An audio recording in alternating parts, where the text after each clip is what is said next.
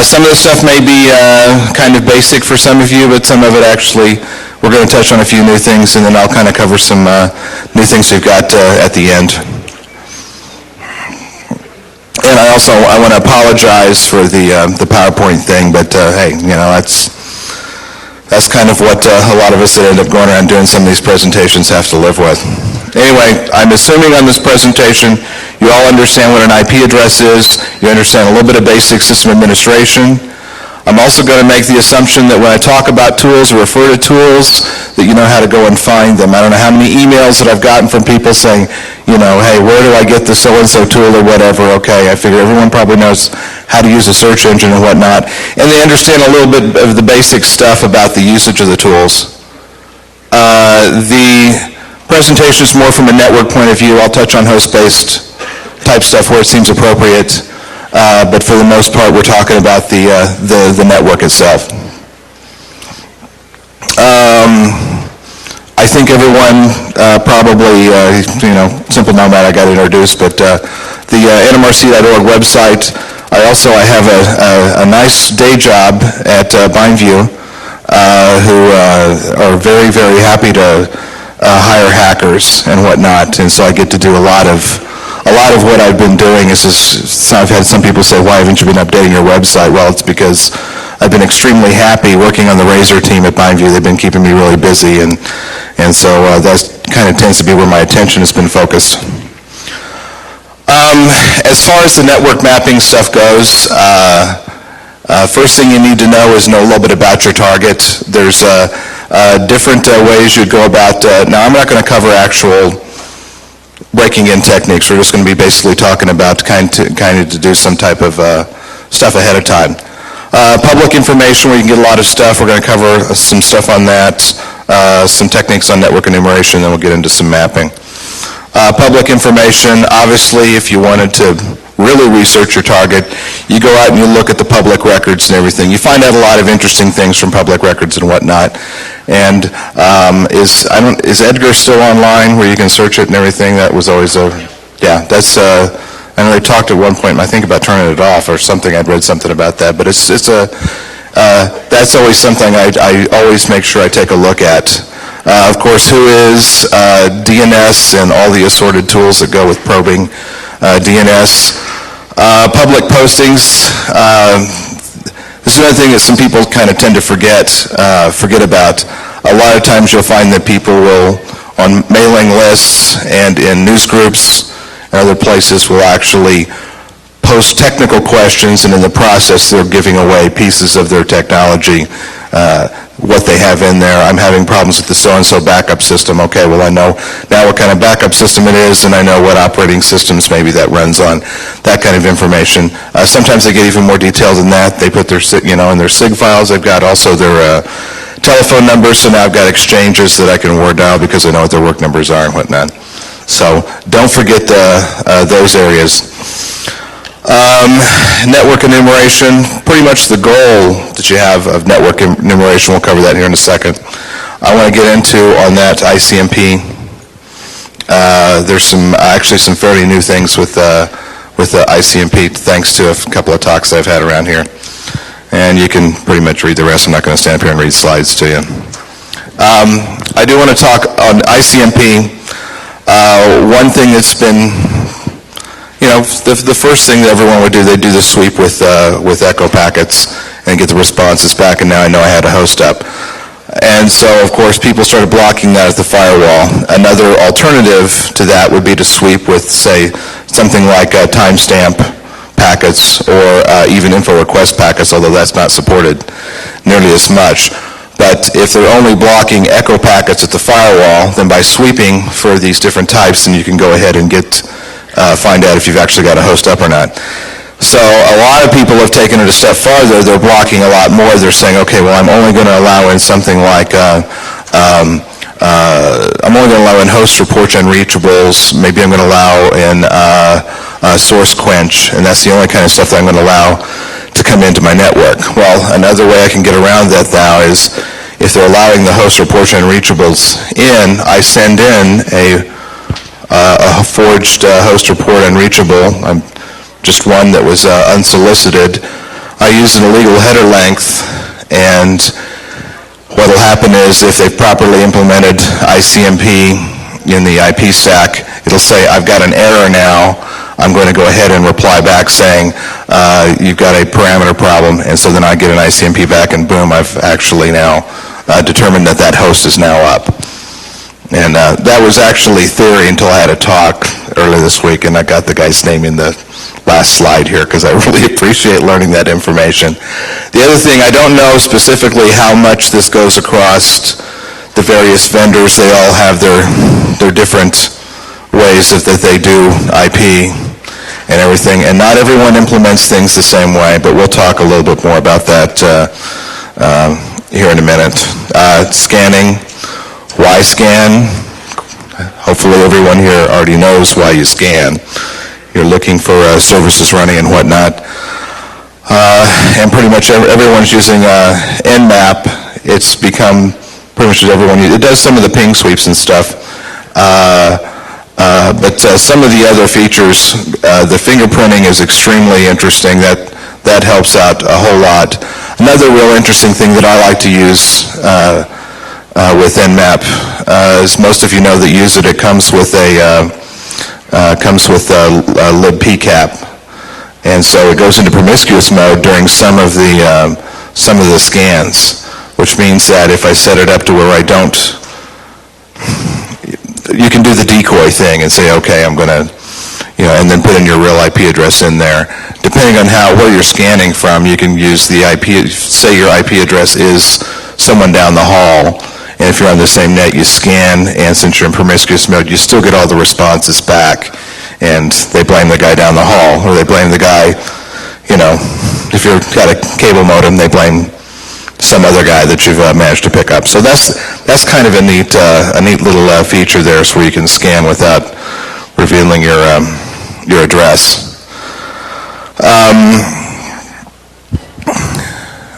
TCP fingerprinting,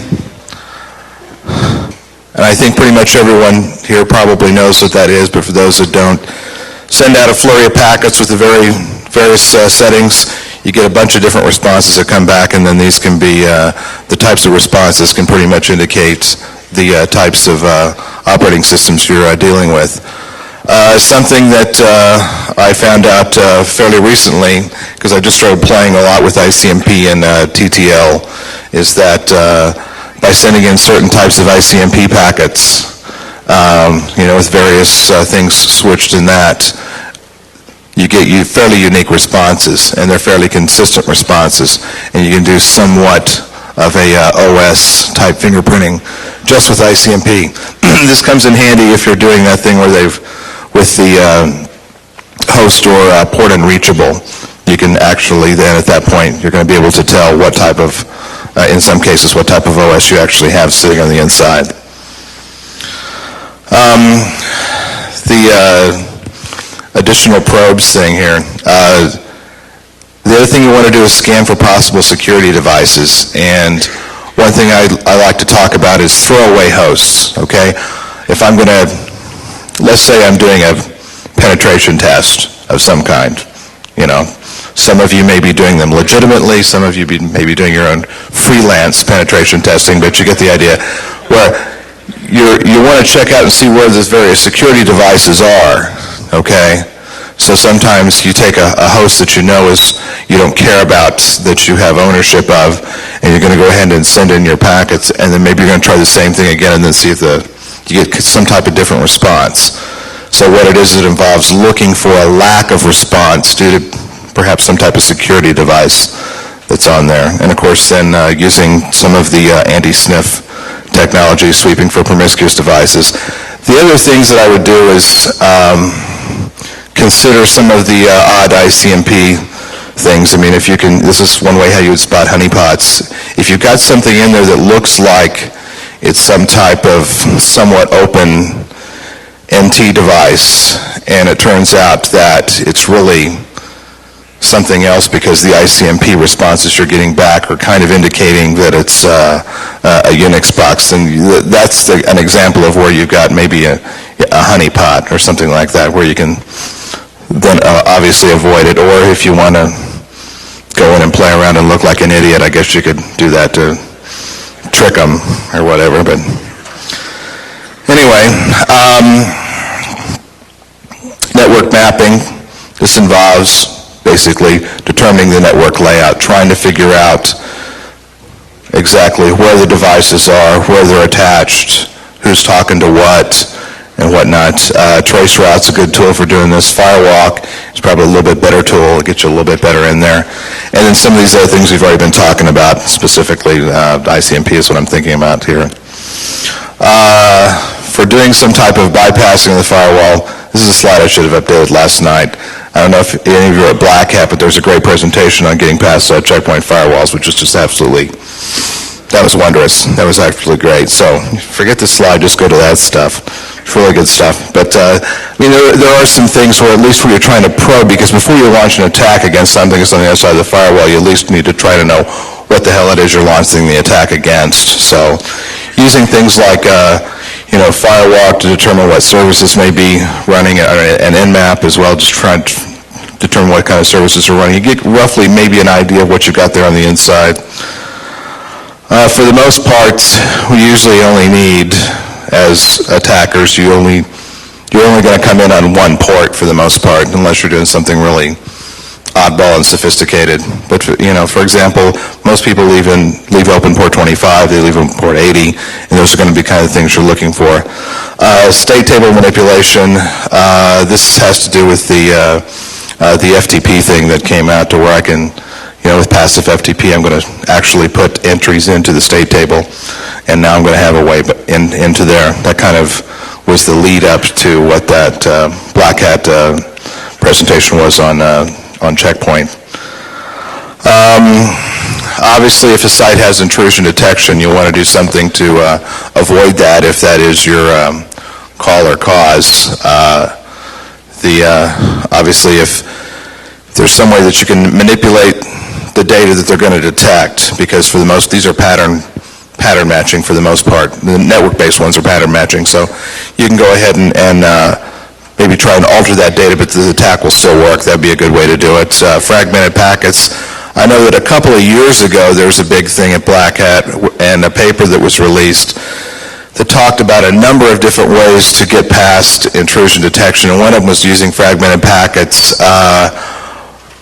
I think most of the vendors, up until about maybe 6 months ago, most of the vendors were still vulnerable to this. I think there's a few more that are just now getting on board and are patching, but that's still a valid thing to try. Did ISS, does anyone know if the Real Secure stuff actually is handling fragmented packets now?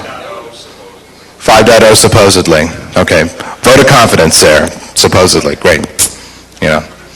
Now someone else is saying, no, it's not. Okay.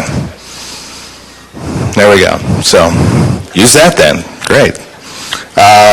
Another way of avoiding intrusion detection, which is something that I saw at my previous employer, was that if there was a lot of false positives, then the system administrators start losing confidence in it and will start distrusting it. Distraction type things are also a real good thing. Hitting the thing with a ton of port scans, and then you launch your little attack thing and you get in. I mean, you're just basically, they're trying to track down all this other activity, and then you slip in the one thing. That I've actually seen. Another one would be to make sure that if you're going to be logged, and this has to do mainly with IDS stuff that looks at that scrapes through logs that's looking for various things. If you make your entries into those logs look like normal log type entries, then there's a very good chance that your stuff will go undetected. I know that several years ago, well actually it's maybe less than that, maybe a couple of years ago, I know that the Shadow IDS, if you read through the manual and followed it exactly the way it was written, it said, okay, you're going to have a lot of stuff in your logs, and Shadow does not do stuff in real time. It actually goes through and looks at logs. So if I'm doing stuff, if if you see a lot of stuff with a source port of 80, that's all your web traffic. So you may just want to skip and dump everything with the source port of 80. This was basically in the instructions. So then all you had to do is say, okay, my attacks now are all going to be source port 80, and they're not going to catch any of them. And they were wondering why they were having all these .gov and .mil website defacements, and I think that was probably a pretty good indication right there of it. Whenever you're getting all these little pieces of data from all these different sources, you need to start pulling all this stuff together. And you got to remember that even the smallest amount of data that you may collect against a target, this can be reused. This could possibly be reused in the future. I do know there's people out there that will scan and scan and scan and scan, and they build up these large databases of various sites with various ports open and stuff. They may not use that stuff for a long time. It's important to realize that whether you're attacking or defending, that's very, very important. And a lot of things, like if I have just one little spot where I can perhaps get in part way, maybe I've got another spot somewhere else. Looking at each one of these various steps.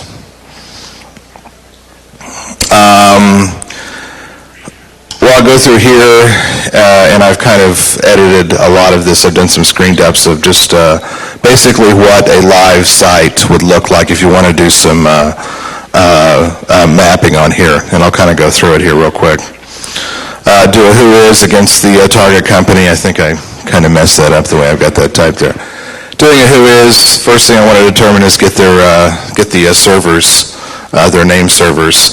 A lot of times it's fairly common for someone to have their ISP as a backup name server. So sometimes if you're going after a zone dump to pull down all the addresses, it's usually safer to go against the ISP. However, in this particular case, this is actually a former employer. I just went out there. They did not list the ISP. Okay, they had their own stuff, so I went ahead and started poking around and looking at that. Doing trace routes to the various boxes. I've got these. I don't know. That shows up okay. I've got it highlighted there in brighter white. It looks like their ISP is Southwestern Bell as it goes in there. Now, I did a trace route using the other box just to be sure. My gosh, they've got a second ISP there, which CW.net, which is cable and wireless. Next thing I did was I went out and did a zone dump on them since they left that wide open. As you can see, I got back a huge amount of answers on that. So now I've got a ton of stuff. This, using a tool called ICMP enum that I wrote, I tried doing some ping sweeps just with echo, and they had echo blocked, so doing ping sweeps with timestamp, I was able to basically enumerate a lot of hosts there. One interesting thing is that NT does not respond properly to a lot of these ICMP things. So if you had a segment or... Yeah, but for the most part, if someone, just a default saying if you install services, for the most part, if you, a normal installation of NT, if you go through and sweep them with ping, normal echo packets, you get back replies and then sweep them with timestamp. All the ones that don't answer on the timestamp, those are probably 95, 98, and NT boxes. They fixed it in Win2K. Looking over the public systems, what they have in the DMZ, particularly large companies, if they have any kind of e-commerce presence, don't just look at for www, also look for www2, and I've even seen webdev dot whatever sitting out there in the DMZ. They got to test it, and so it'll be sitting out there, and sometimes those will have a lot more lax security on it. But looking through and exploring all those public systems, a lot of times will give you a lot of good information. Scanning. This is a real, I've got two scans that you can see here. The first one with Nmap is, I did it polite, and as you can see, I got back a lot of answers there. And then down towards the bottom here, here's another run of Nmap where I'm not, I don't have the polite stuff going. And for the same address, it shows me that no ports are open. Okay, I've got an IDS system now that probably did something. I got something in there that went ahead and triggered that. This is an example of where you're doing the scanning, and I do this from a box that I don't really care about whether they learn the IP address or not. I want to actually try and trigger the stuff that's out there to secure the network to try to see what it is.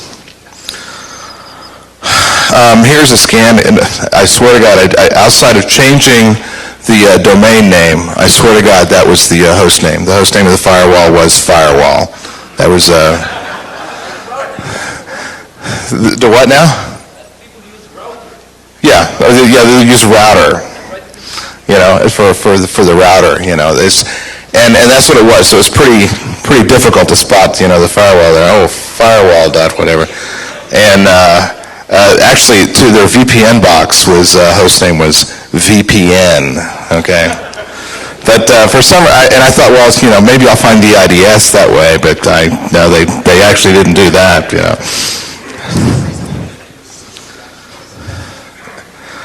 The reason I use 2-V's, verbose. You get more stuff back. Because otherwise it wouldn't have filled up this screen. So.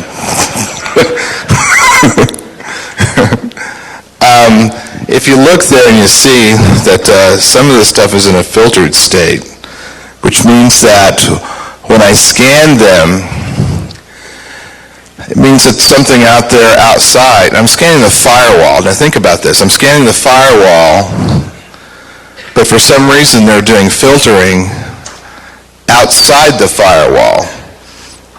And that's really kind of odd. And that right there, it's just like a red flag that says, they probably had some type of firewall problem. They couldn't figure out how to do something, so they had to just go out there and put some stuff in the router.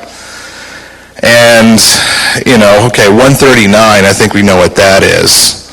161, SNMP. But the real telling one here is the 256, 257, 258. Okay, that right there, that says that's a checkpoint. Okay, that's what that tells me right there. That's a checkpoint. Those are the ports that a checkpoint firewall uses if you're going to do remote management on the box. And apparently they didn't know how to turn it off at the firewall. They had to do it on the router outside, so you couldn't manage the firewall from the outside, which is a shame, because that would have possibly simplified a lot of things. But anyway, so here's the mapping of how this went with this, just to give you an idea. All right, I know who my ISPs are. Okay, Cable and Wireless and Southwestern Bell. Two very, very fine and very secure ISPs. And just slowly I go through there, I determine, where the boxes are, who's pointing to what, and it was fairly easy to determine what was in the DMZ and what was not.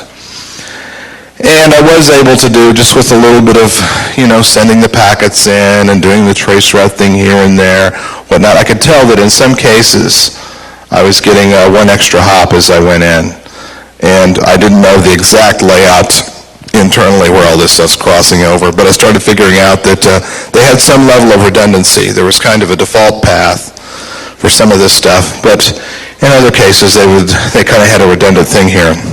And I could see why they did it after I started looking a little more, because Cable and Wireless, whoever the big guy was, UUNet or whatever, at that level, they basically had these two ISPs went up to two completely different of the larger backbone providers. So they were working on getting a whole bunch of redundancy going there. And pretty much at that point you start picking off and figuring out what boxes you got in there. And then you get to the point where you've actually started getting some real real indication as to what the various boxes are. And like I said, this is all pretty much live data. So, now if I'm going to attack, I've got a pretty good feel for what I'm going up against in there in the network. Something I wanted to talk about as far as, I'm going to touch on this attack stuff, so it's just kind of somewhat new. Hold on here. Send someone to voicemail. There's two types of attacks as far as distributed attacks go. Those are ones that do not require direct observation of the results, and those attacks that do require direct observation of the results. Okay, and I'll give you some examples of what I mean by that. Basic model here, we have, and this is commonly found in your distributed denial of service. And that is, you have a bunch of agents sitting out on computers that have been compromised, the zombies that are sitting out there, and then you have your servers that send all their stuff to the zombies. By the way, I want to say something about the zombie thing, because I caught a lot of shit for Zombie Zapper, okay, because of the name that Blindview released. I did not name that product. Marketing named that product because they read zombie somewhere in a trade magazine. I just wanted to point that out while I've got, a group of people, whose opinion I might actually care about, It's just so very scary. I couldn't come up with a better name, but nonetheless, I didn't name that. Anyway, so you have your agents out there, they receive their stuff from the various servers, and there's usually some client that talks to the server that does this. With the distributed denial of service, you don't need to see the results of you need to see the responses back from those packets that you're sending in to keep people from buying a book on Amazon for an hour and a half. This is a little bit more of an advanced type thing. ICMP and NUM will do this. That's where I forge the timestamp requests into the target. The timestamp replies come back, and I sniff the replies, and I forge the source address so that as the packets come back by, then I'm actually going to be able to sniff the replies. Okay, now obviously if you're forging to address on your same segment, it's a lot easier, or you'd have to compromise one of those rock-hard secure ISPs like Southwestern Bell to be able to do this kind of stuff. Okay, this is the one that's really fun. This is the one that I really like. And we'll have to go through this step by step. Okay, I've got my target, and they've got a firewall out in front. Okay, so they're all nice, neat, and secure. First thing I do is I break into one of those rock-solid ISPs. Yeah. Is it just me? I didn't have hardly anything to drink last night at all. Oh, okay, there we go. Wow, okay. Anyway, you compromise one of those upstream ISPs. Now, this upstream host here, I am never going to send a packet from this upstream host in towards that target at all. This upstream host is not going to be sending any packets from me. It's not going to show up in any logs over there whatsoever. I want to protect that guy, okay? He's gold, all right? All right, next thing here. I got my various attack nodes here, and I got my master node controlling them. And what I want to do here is if I want the attack nodes to do something to the target, and let's say if they're doing some type of probe, they're doing a scan, whatever, okay, I control them with the master node, and I send my stuff up there because these attack nodes, what they're going to do, they'll send in their stuff through the firewall. Now, what I'm doing is I may be using, as far as a source address, I could be using a source address that is a trusted partner. Of course, in this whole business-to-business thing that everyone's doing with this whole e-commerce thing, the target may have, this goes back to that public records, people that they're doing business with, large customers of them, large vendors for them, they may have extra rules in the firewall, and I'm pretty sure that especially the administrators in the audience will attest to that, how often they've had to, all right, we'll go ahead and open up blah, blah, blah port for what's-their-faces because they make us a lot of money or we do a lot of business with it. I know that I've seen it a dozen times. So those are the source addresses that I want to have coming in on these attacks or these various probes.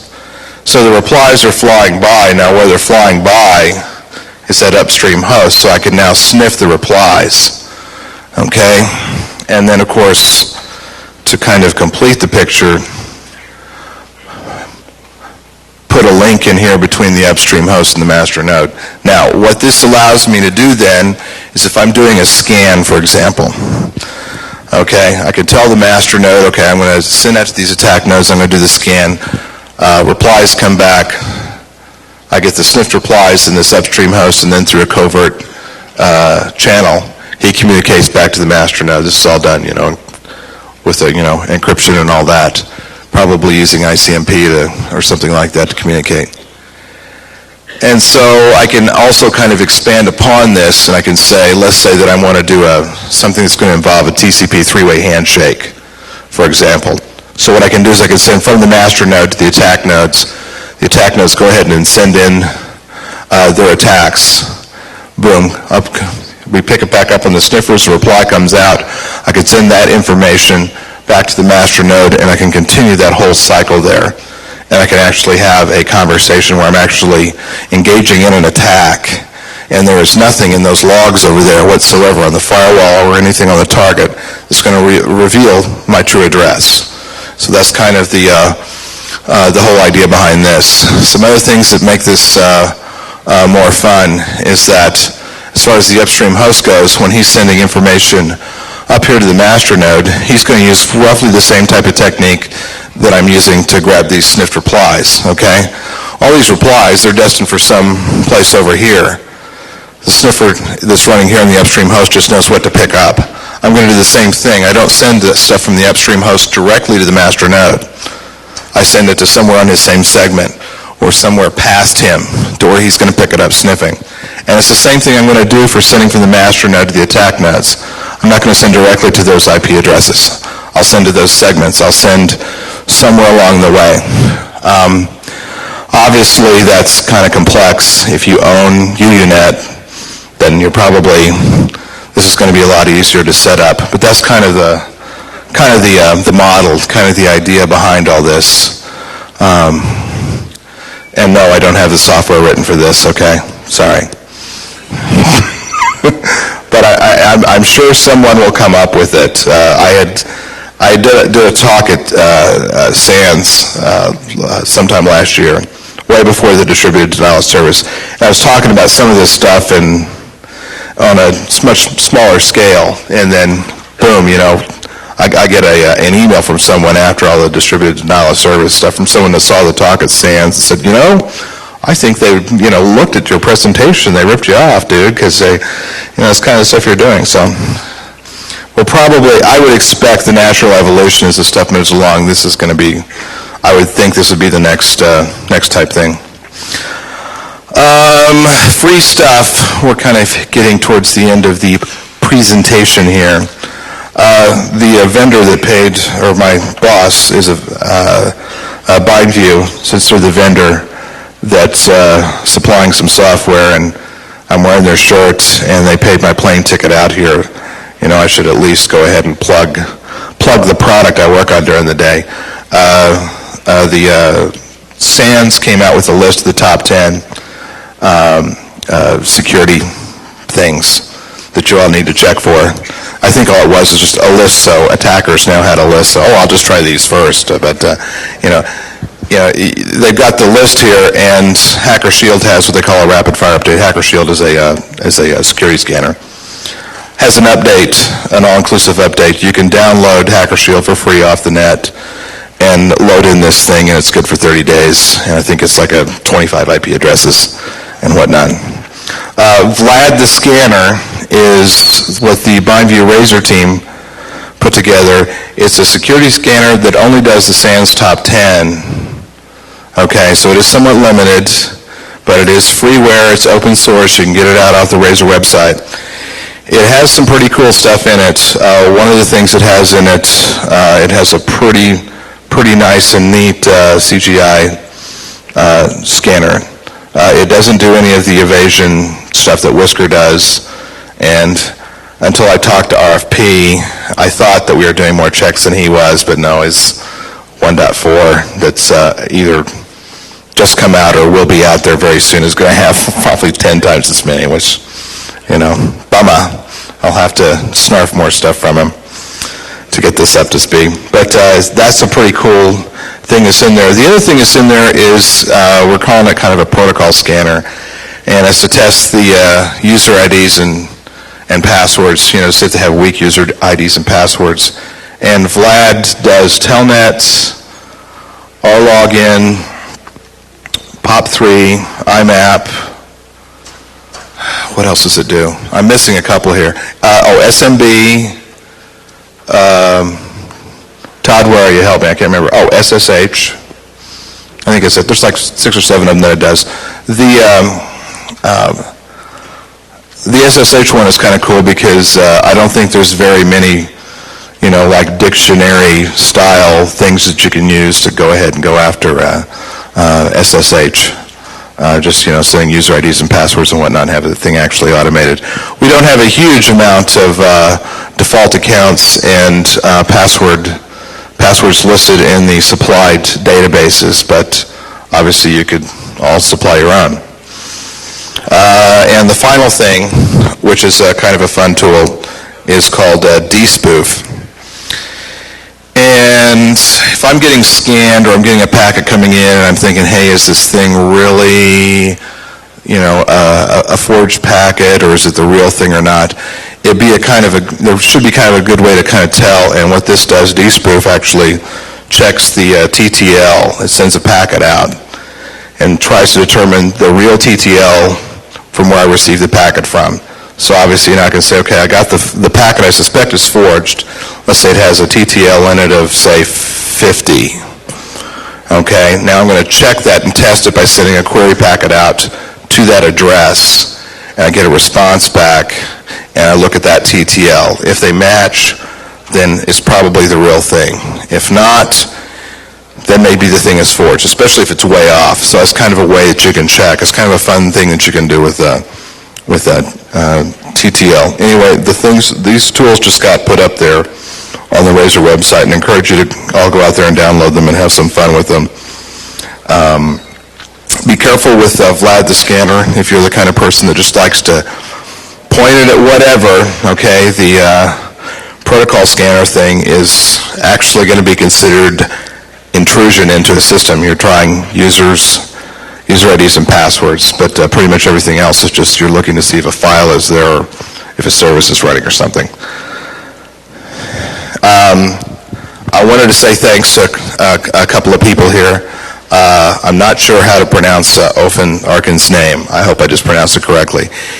Some of the ICMP stuff I've been discussing up until Friday when I got over here to DefCon was theory, and he's already been doing a whole lot of research on that. So a lot of the theory stuff, he was able to pull something out of his backpack and says, no, dude, I've already checked this out, and here's some more information on it. So look for dspoof to get updated with even more exciting stuff. And then Donald McLaughlin was the one that put me on the path about the whole tricks, all the tricks with TTL and whatnot. And so he deserves some credit on that as well. I want to make sure that I mentioned those guys' names. And as far as follow-up goes, obviously the NMRC website, and I promise I'm going to start updating the thing a little bit better than I have been. I know that I've been bad about that. But also look out on the Razor website. Half of what I've been working on usually ends up out there anyway. And probably some of the things that we work on Razor that aren't exactly politically correct to be stuck out on the Razor website will probably end up on the NMRC website. So that's kind of a thing to know. And then I got my email addresses there. That's pretty much it. If you've got some questions, feel free to fire away. Yes? What do you get